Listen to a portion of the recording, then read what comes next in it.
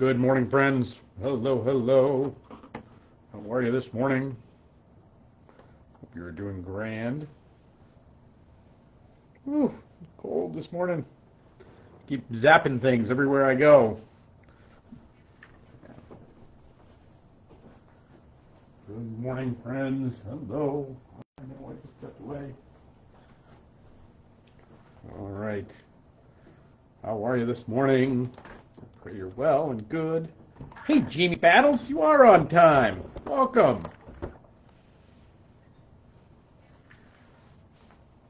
Everybody, hope you're doing great on this chilly, willy day.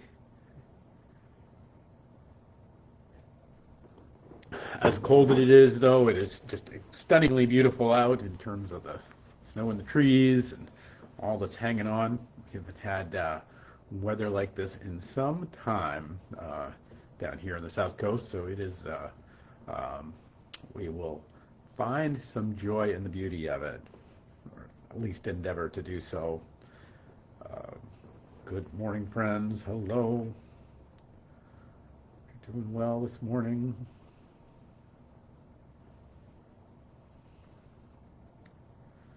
Hey, everybody. Hope you had a grand weekend. We just concluded the journey with our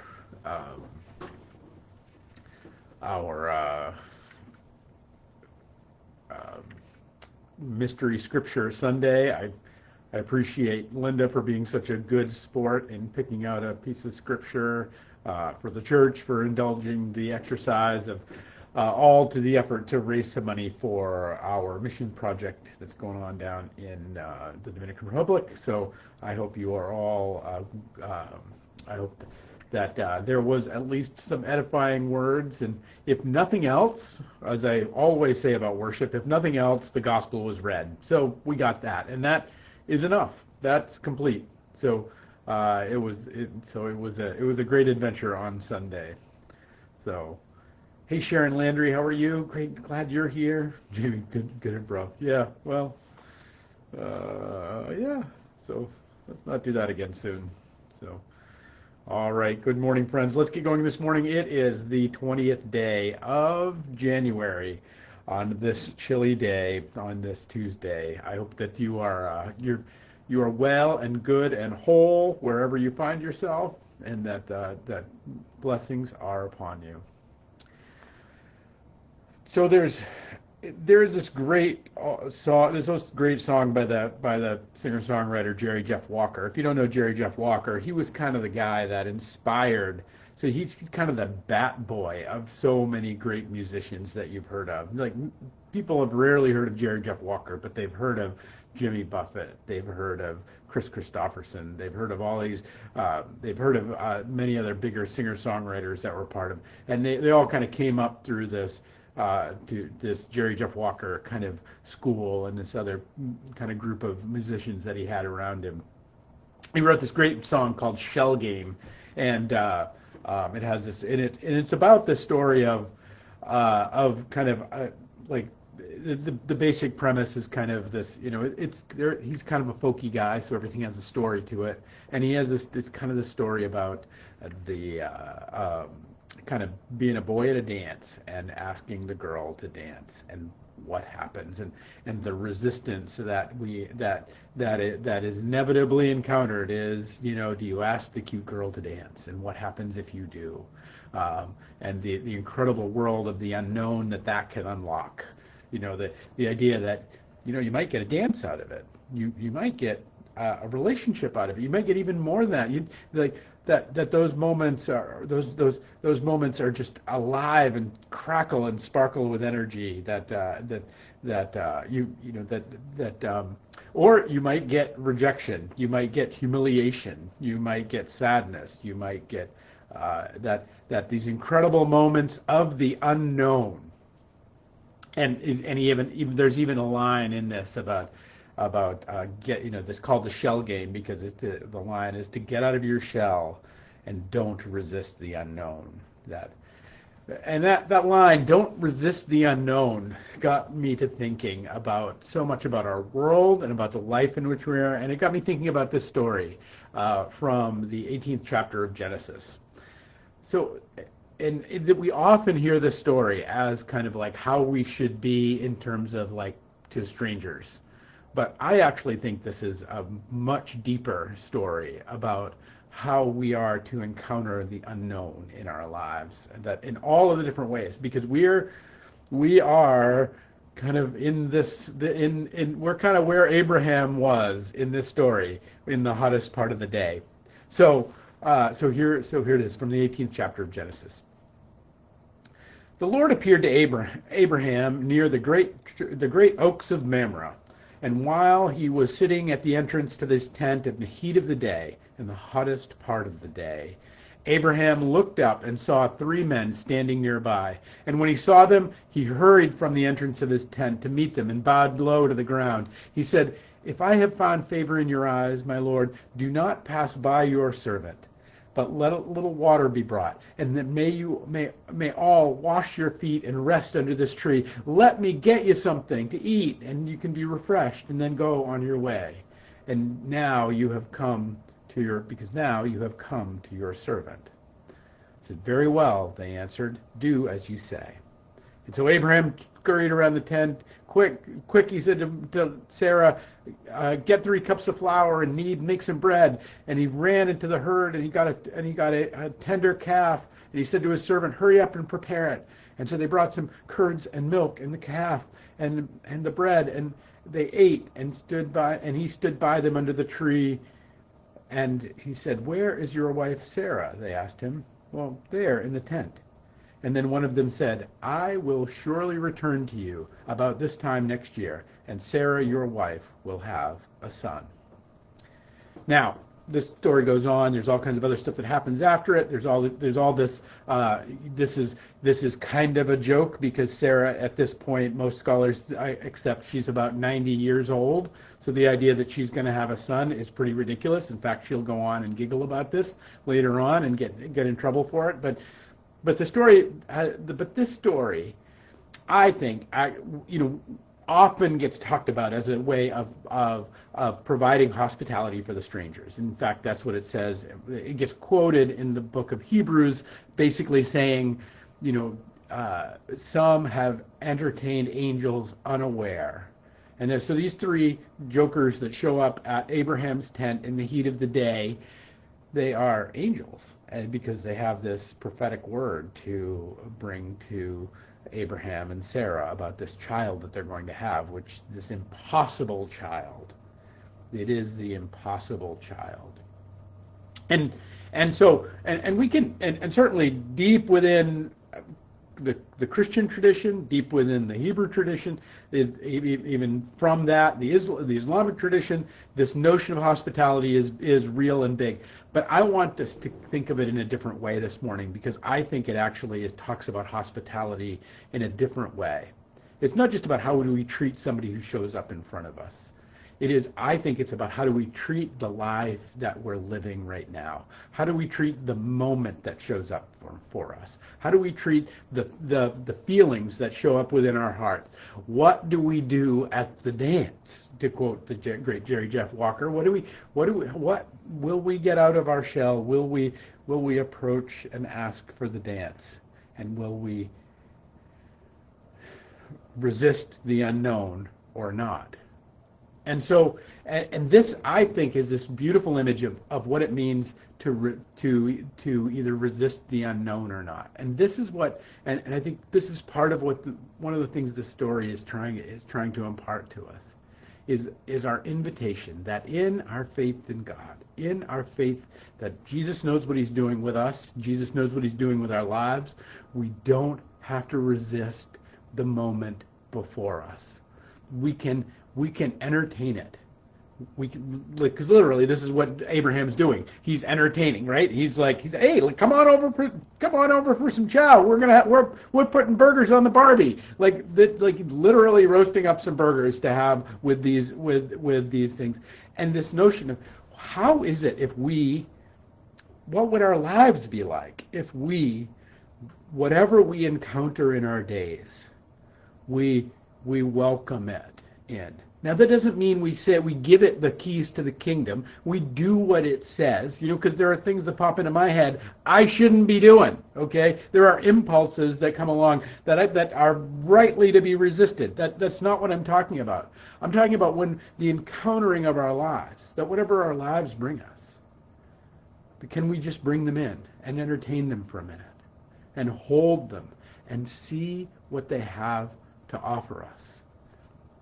That they may, in fact, have to offer us despair. They may, in fact, have to offer us, the rejection at the dance. That we may approach the girl at the dance and we may not get the dance. We may get made fun of. It may bring us ridicule or pain or embarrassment or hurt or sadness. We may, and this is not even about this notion that we should not be afraid. That's not what I'm suggesting. I'm not suggesting that we should. I'm saying that if we stand at the dance, if we stand at the door of our tent and the heat of the day, like when things are really heated, when things are heated up, this is what the Bible's telling us. This is the hottest part of the day. Things are hot. Things are when things get hot in our lives, when things are emotional, when there's a lot on the line, when the bullets are flying, when stuff is going on, when there's heaviness, all this thing.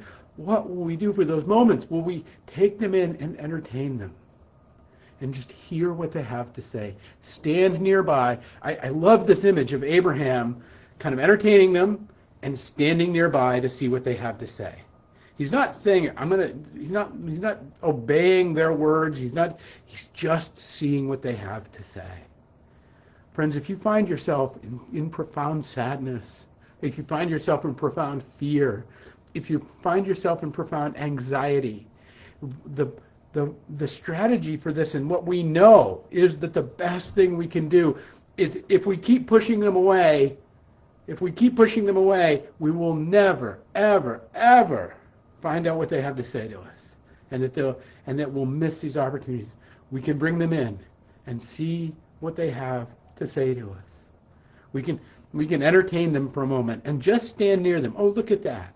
Look how afraid I am. Look how worried I am. Look how difficult this is. Look how joyous this is. Look how wondrous this is. We can simply stand next to them and then see what it has to say to us. See what message comes from this. This is all what an angel is, after all. An angel is nothing more than a messenger of the Lord. Is a messenger of what God has for us. We can see what message they have for us. It doesn't mean we have to be with zero defects.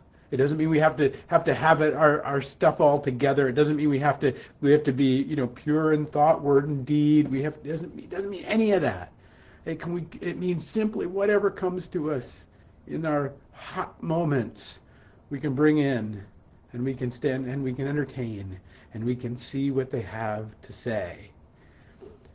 I love the song by Jerry Jeff Walker, that song Shell Game, because it talks about this. Don't resist the unknown. And it's not because we're afraid but fear certainly has a part of it. It's not just because we don't want to put ourselves out. It's not even just the resistance itself. It is our willingness to understand that in the best of things and in the worst of things, in the dance and the smile and in the rejection and the embarrassment, there is a message for us from God.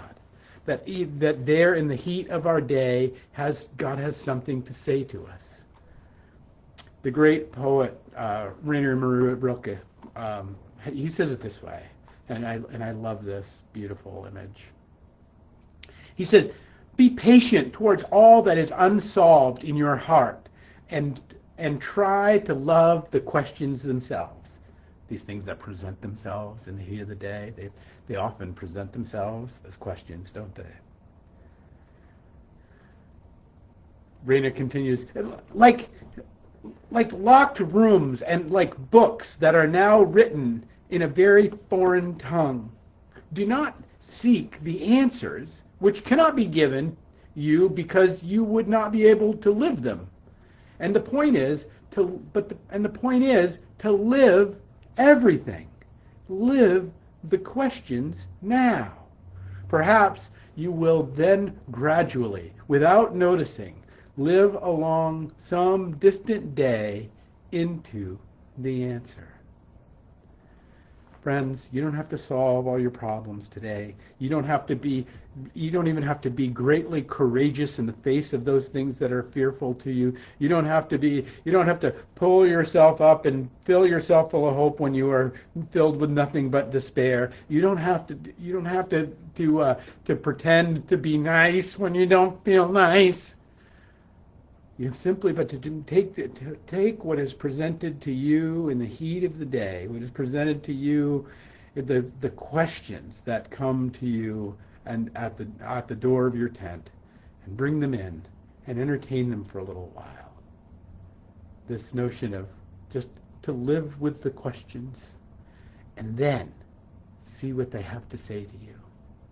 See what incredible new birth will come from them. Because from Abraham, from this 90-year-old woman in Sarah, as a result of this encounter, what they will find out, it will be the birth of Isaac. It will be the birth of the next generation. And I truly believe that is how it works, is that the next great thing in which we are born into comes to us by our by our living through our questions, by our entertaining the difficult things that come to us in the heat of the day, even though they may not be the beautiful things, they may not be the sexy things, they may not be the things that we're proud of, but to simply bring them in and entertain them and see what they have to say, because from that, the next birth of life and the generations to come will be born in and through us. That, as Rilke says, to live the questions now, and perhaps you will then gradually, without noticing it, live along some distant day into the answer. Peace and grace to you all, my friends, and we'll pick it up tomorrow with another 11:11.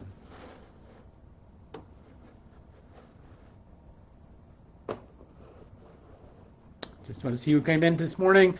Hey, Marianne, good morning to you. Donna, hello. I'm very happy to report Donna is healing and doing well through this. I hope that's okay, Donna. But you're in our prayers, and we continue to pray for you in all that you're facing these days. Deborah, good to see you, Deb. Jamie, have a great day. Sharon, thanks for being here. Peace and grace to you all. We'll pick it up tomorrow.